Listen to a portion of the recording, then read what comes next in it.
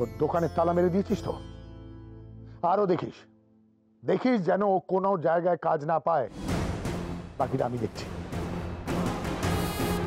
বাবা, বাবা তুমি মায়ের কথাটা কেন শুনছো না? মা তো বললো এটা নিয়ে আর বাড়াবাড়ি করার কোনো দরকার নেই। ওই লোকটা নিজের ভুলটা অ্যাকসেপ্ট করেছে, এবার ছেড়ে দাও না। বলছিস কি বনি? ওর জন্যে বউয়ের চোখ দিয়ে জল পড়েছে, কেঁদেছে আমার মৌ, আর ওকে আমি এমনি ছেড়ে দেবো? আমার মেয়েকে কষ্ট দিয়ে ও পার পেয়ে যাবে? ওর ভুল করাটা আমি বার করছি। বনি, লোকটা কিন্তু তার ভুল স্বীকার করেনি প্রথমে।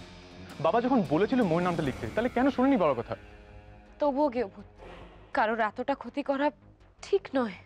বাবা এটা ঠিক করছে না গেভূত। বেশ হয়েছে, বাবা এটা ঠিক করেছে।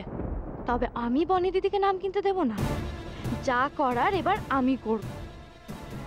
না বাবা, অনেক হয়েছে, ওই লোকটাকে ছেড়ে দাও।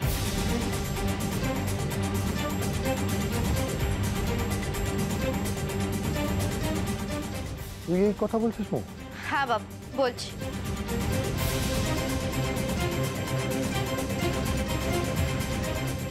ছেড়েই দাও ওকে।